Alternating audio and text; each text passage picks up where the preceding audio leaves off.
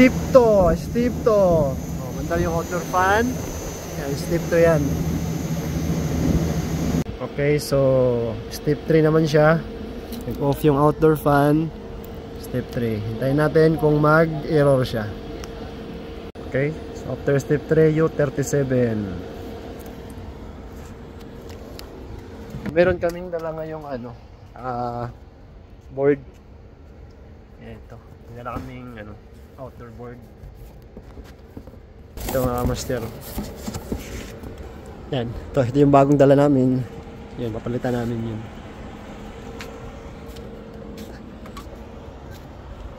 Yan, ito yung bago. Ito yung nag-i-error ng U37.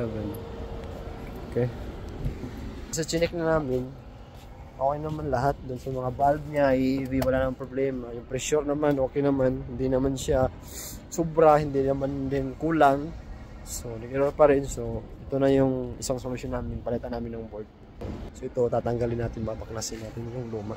Ayan, kasi natin.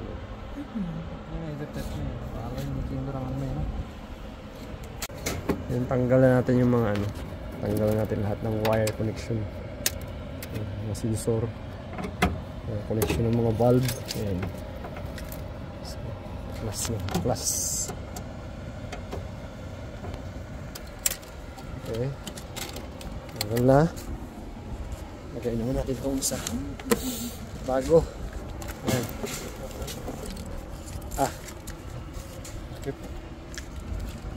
Yung luma. Lagay natin sa karton niya.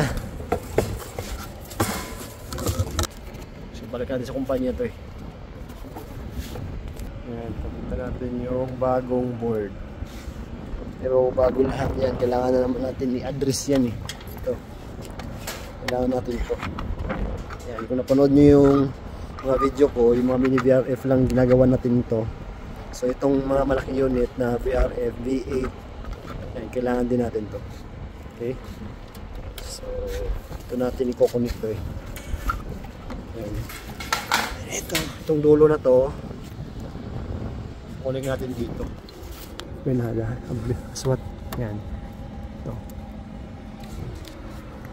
Connect na natin yung mga ano, socket. Ada sim-sim loan ba sana siya? Red? Ada red, okay.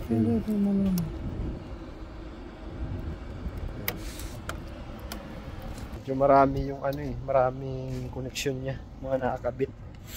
Dahil sa mga sensor, mga protection niya. Kaya di talaga maiwasan yung ano, kahit bagong unit, hindi talaga maiwasan.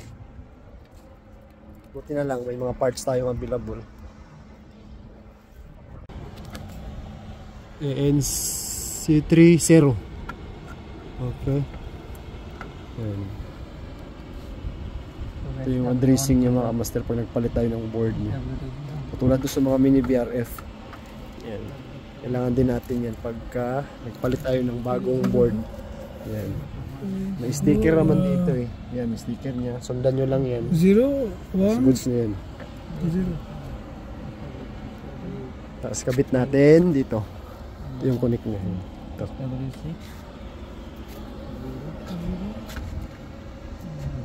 Okay, so nag-successful na siya mga master. Na-address niya na siya dito sa board niya. And makita niya yan, BB. Tapos dito na panibagong addressing naman tayo dito. Kasi 5 indoor. Yan, i-address na naman natin dito sa bottle na to. So wait na lang natin kung aandar siya. Hindi na siya mag-error ng U37. Okay, so after natin napalitan ng board mga master yan, step 4 na siya. Yan. Kanina kasi walang step 4 yan eh. Hanggang step 3 lang siya. Tapos nag-error siya ng U37. Yan, naka-step 4 na siya. Oh. So hintay tayo maya maya kung hindi na talaga siya mag-error. Ana goods na to. Okay, so after how many hours mga master, gumagana na siya. Yan, makita niyo yung pressure niya. Yan, lamig na rin siya. Kanina kasi, nung hindi pa namin napalitan ng board, hindi talaga umaandar yung compressor. Nag-error na agad siya. Yan, makita nyo, normal na siya. Pag kinapa natin, ang lamig na rin ng suction niya. Dire-diretso na rin andar niya. Okay? So, bumababa pa yung pressure niya, pero mamaya aakyat ulit yan. Yan. Grabe, nabilad na kami dito. Saka ano ng problema. So, yun lang mga master. Yun lang problema. Yung outdoor board niya, yung main board. Siguro may yun nga EEV yung sa mga master natin nagko-comment ba baka hindi nagbukas. So yun, at least nagawa na rin namin. Buti na lang available lagi yung parts. Kaya yun, pagana namin agad. So yun lang, baka maka-encounter din kayo mga master.